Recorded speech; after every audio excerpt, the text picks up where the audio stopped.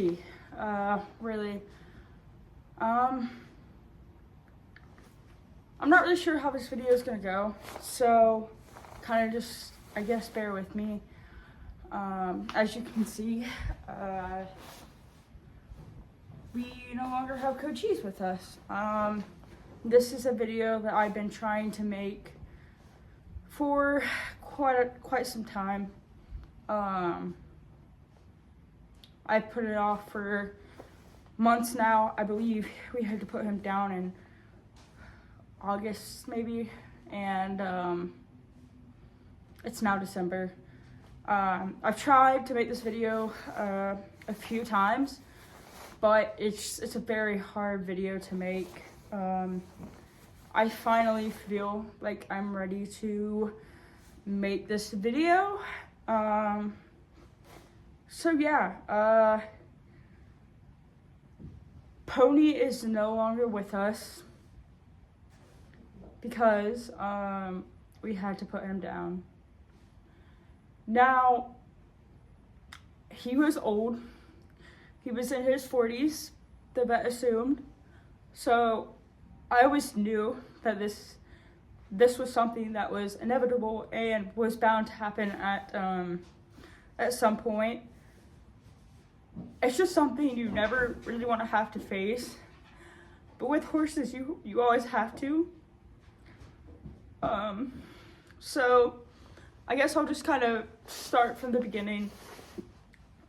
So it was a morning in August, and Jack and Midnight came up to get their grain, and so it's probably like 6 o'clock in the morning whenever I brought them up, which is very normal. I always bring them up at 6 for their breakfast. So Jack and Midnight came up, and Pony didn't come for probably like another 30 minutes, which at that point I really wasn't concerned because, you know, it wasn't the first time he's ever done this. So, you know, like sometimes he would come up later, but he would always come eat his breakfast, you know. The second he came into his stall, he started, I could tell something wasn't right, you know. He started laying down and rolling around, and he wouldn't get up. So I called the vet, and it was after, it was before my vet normally opened, so I had to make an after hours emergency farm call, and my vet wasn't even in town, so I got some just vet that was on call. So she said that you know, she'd be here, and by the time she actually got here, I believe it was like 8:30 maybe, I want to say, and I called at like 7, so you know, but she got here. At that point, I had taken him out of the barn and was trying to keep him walking, because if it was colic, the best thing you can do for them is keep them walking. And so I was out there walking him around the house and everything, and when she got here, you know, she started assessing him, and she did like all the normal checks, like checked his temperature, you know, all that, listened to his heart, listened for like gut sounds. She didn't find anything. She checked for a blockage, and she didn't, like, there was nothing back there that made her think that he was blocked in the back. So next thing she started to do was she put a tube through his nose, and was like, she pumped him out essentially, checking for a blockage, like an esophageal blockage, and you know, like as soon as that happened, just tons of gunk and other things came out his nose. And I knew it was bad. I knew it was bad, but you know, I had hope, you know, because like what owner doesn't want to have hope, you know, like he was my heart horse, so I wanted to have hope for him, but I knew it was grim. I knew the reality was going to be most likely grim. So yeah, you know, she sat me down. She said, you have two options. She gave me the options. One was surgery, because he had a surgical grade blockage in his like throat, or it's just small intestine, and so she sat me down. She was like, surgery, or you can put him down. It wasn't a hard choice to make. Okay, it was a hard choice to make, but in my mind, I knew exactly what I was gonna do. Cause like she even told me, she was like, you know, if you do go down the surgery route, the prognosis is not great, especially for his age, you know, cause he's in his 40s, and you know, it's a hard surgery for like any horse. So at that point, I had already decided, the second she started giving me my options, I was like, it's only fair for me to put him down. So that's what I did. It was the worst moment of my life, to be honest. It was so hard. But, you know, I didn't want to be selfish. Didn't want to prolong his suffering. So he was put down. And my dad came over and buried him that evening.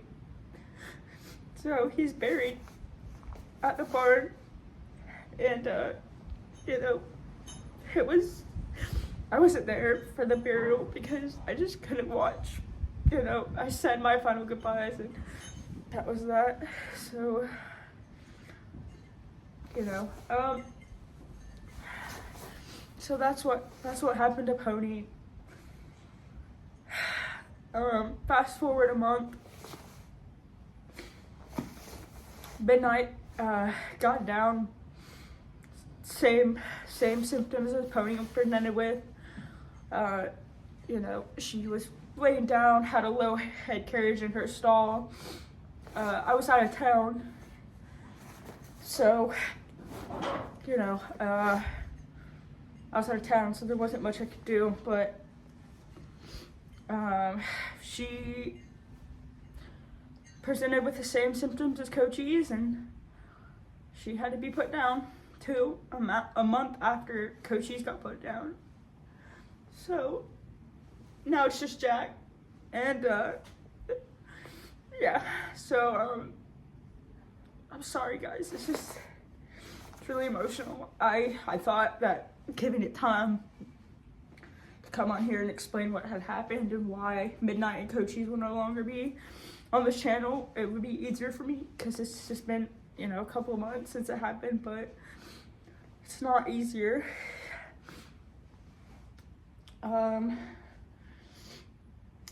Whenever the vet came out for Cochise a month prior, like earlier to that, to Midnight, whenever she had to be put down, I had her checked out too, because she came in, she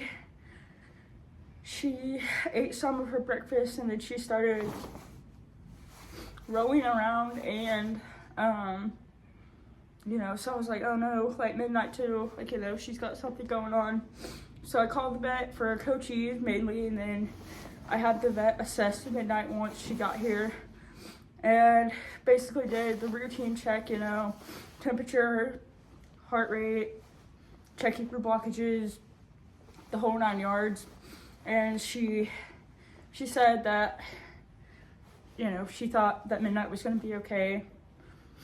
So, I mean, at that point, like, I myself, not having a degree in veterinary medicine, I saw no point in, like, you know, being like, well, that's not true or whatever. I had already told her what had been going on, and if she wanted to do something based on my assessment of the symptoms that I had witnessed and all that, she would have. But you know, she felt confident in her opinion that there was nothing going on with Midnight. So yeah, we lost 2 horses in the span of a month. Like I said, Jacket's still over there.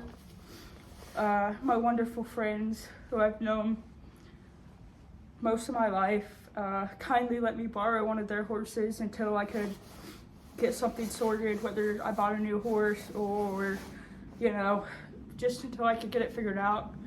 It was just so much all at once that I couldn't deal with it, you know. So yeah, that's what happened. You know, Cochise was just an amazing horse. He was my first pony. He was just awesome. He was the pony every little girl wanted, and I was lucky enough to have a horse like him. Oh God, he was just awesome. He was just awesome. One thing about it is I have pictures and memories and videos and ribbons and, you know, everything to keep his memory alive, but, you know, it still hurts knowing that he's gone. I don't get to come in the barn and see him anymore. I don't get any of that, but it's okay. You know, at least he's not suffering. As equestrians and owners of horses, we have to make hard decisions all the time, and you know, that just says a lot about someone's character themselves, you know. So, but I just wanted to come on here and make this video and kind of explain what happened, why I haven't been active on this account. So yeah, I plan on making some content more regularly now that I hopefully will have this video out. And yeah, so I will see you in the next one, guys. Bye.